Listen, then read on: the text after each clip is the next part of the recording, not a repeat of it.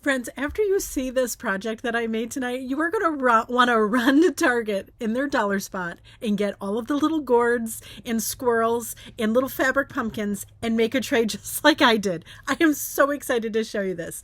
Of course, I combined it with a tray that I had gotten at a tag sale for free. But easily you could redo a charger from Dollar Tree even and do the same thing as I did. I am so excited to show you this project, friends. It is going to make your little farmhouse loving decor hearts do a little extra beat, because I'm telling you, it's adorable. Anyways, friends, thanks for being here. Let's get to those projects. Friends, I was just minding my own business at Target in the dollar spot, and look at these little resins. This is a squirrel. They had foxes. They have gourds. They had fabric pumpkins. Yeah, I had to buy all of them, and I cannot wait to show you what we make with them. It is so much fun. All right, so for this project, we are going to be using just regular Mod Podge. I have some wax and some drop cloth color chalk paint. I have this tray I got at a tag sale for free. I have these napkins and these little things I got at Target in the dollar spot. And look at these. These are like wood, but they're all like a copper metallic color. Look at this little squirrel. Adorable. They ranged from $1 to $3 each, and holy Toledo, I love them all.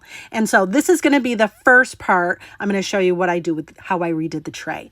So the tray is kind of like wooden, but you could do this with even a charger plate.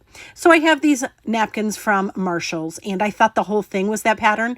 Are you kidding me? The whole thing isn't. It's just that square. Oh, I was so mad. So I had to get another napkin, also from Marshall's, but look at this one. So pretty, and I think it worked out even better. So I'm going to get that down to 1 ply. These are usually 3, so this one was 1 ply it. Be very, very careful doing it, or you'll rip it like I did. I sanded off the center of the tray just to get it down to a little bit more of a neutral color.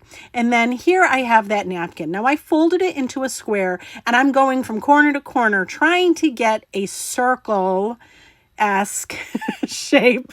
You know I'm not good at cutting. It's fine though. I was trying to be really good about it. And then it was a little wonky. So I did this and it worked. So what I did was I folded it back so I folded in half, and then I'm going to fold it in half again. And we're going to keep making that point. So keep folding, but keep that point. Does that make sense? So we're going to fold it in half again, but see how we have that triangle and that point. And then we're going to fold it in half again. Again, we want to make sure that we have that point nice and straight. Then after that, I just cut it straight across the top. And it worked. For me, it worked. Now listen, this might have been a fluke, but look at it worked. I'm so happy. So then I cover the bottom of the tray with the regular Mod Podge, and I'm just using a makeup brush to get it nice and smooth. And then I add my napkin on top of that, and then I'm just smoothing it out. Now I'm not going crazy smoothing it, but I am smoothing it a bit because I ripped it when I was trying to get it down to 1 ply right there. So I had to be a little bit careful about putting it on the tray. But once I get it on where I want it, then I get a piece of parchment paper, and we'll use a brayer, or you could use a bottle or whatever, just to really smooth it out. But you see here, I'm just trying to make sure that there aren't a lot of wrinkles, and I made the mistake of not putting enough Mod Podge on, so the round didn't go, like it's not all adhered. So I'm going to use my brayer, just like we talked about, go over it, make sure that it's nice and on there, ta-da.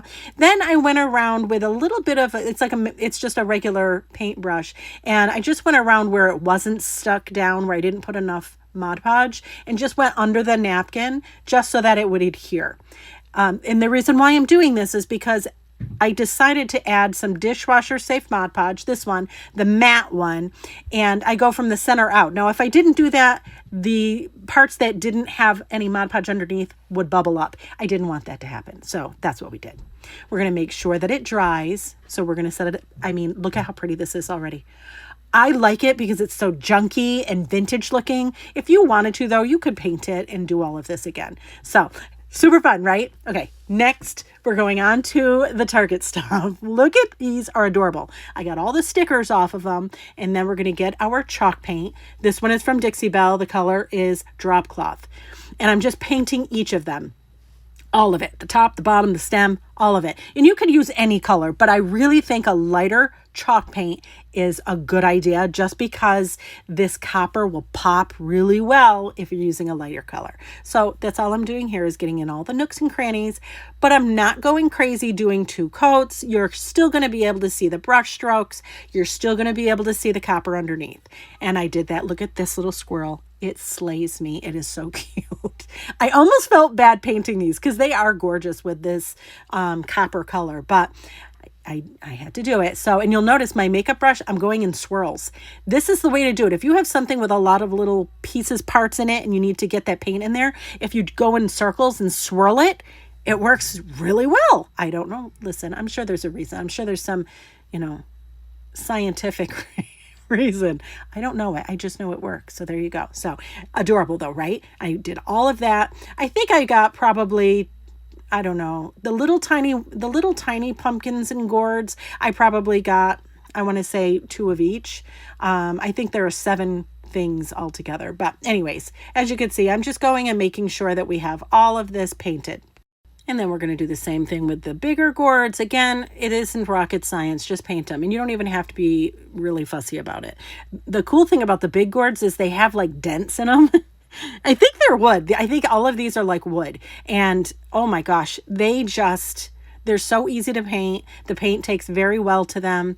And I just painted all of the different ones that I had. You don't have to buy as many as me, but I got a little crazy pants when I saw them and I had this idea. I just couldn't help myself. So again, I'm just painting each and every one of them the same color, the drop cloth.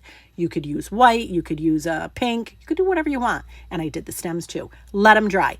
Then I have the sponge and I have some brown wax. I dampened my sponge and put the brown wax on it to kind of saturate it a little bit. And then I went over and distressed them all. Make them look even more junky. Now listen, if you don't like this part, everybody sing with me, don't do it. But if you do like this distress vibe, holy Toledo, see those dents that I was talking about? Look at how it picks them up. Ooh, I love it. But anyways, I went and distressed all of them.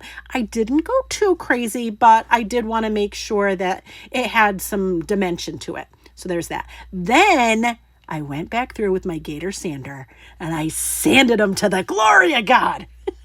And it looks so gorgeous because all of that copper, shiny, metallic pops through, but yet we still have, so it's like bougie meets farmhouse, and I am there for it. Holy moly. And you could go as heavy-handed or as light-handed as you wanted. It depends on what your aesthetic is. I kind of did a little bit of both, right? Some of them I went more heavy-handed. I wanted each of them to be unique, but also matchy. So I'm showing you a whole lot of this one gourd, but I did it to all of them and the squirrel. And I don't know about you, but anytime I have an idea in my head for a craft and I make it and it comes together, I am like jumping, clapping, dancing, singing. I'm as surprised as you that it worked out. But anyways, look at how cute. Even the little ones look adorable. Again, you don't have to go as heavy-handed on some of them if you don't want to. You don't even have to do this part, but why wouldn't you? Because it's metallic and it looks gorgeous. But, and again, I did it with all of them. Now, if you know anything about me, I am not great with decor at all. So once I had them all together, and here's the tray, I decided we're going to just decorate the tray. So it's like a fall tray that you could put in your, on your table or in your living room, just to, make it all fall. I don't know what the words are. You know what I'm saying though. So I took the fabric pumpkins that I got and all of the little dollar spot things that we got from Target that we redid, and I just start rearranging on the tray what would look best. I also had a bouquet of flowers I had gotten at Michael's. They're fall colors that I put on the tray as well. They were like $3, and are you kidding me? Look how pretty this is. Listen, I'm gonna toot my own horn, toot toot, because you know what? This came out way better than I even thought. Anyways, friends, thanks so much for watching, and I hope this inspires you. Well, there you have it. A super easy farmhouse tray for the fall that did not take a long time, certainly didn't break the budget, and tell me in the comments, did you love it as much as I did? Come on. If you didn't, tell me where I went wrong or what you would have done differently.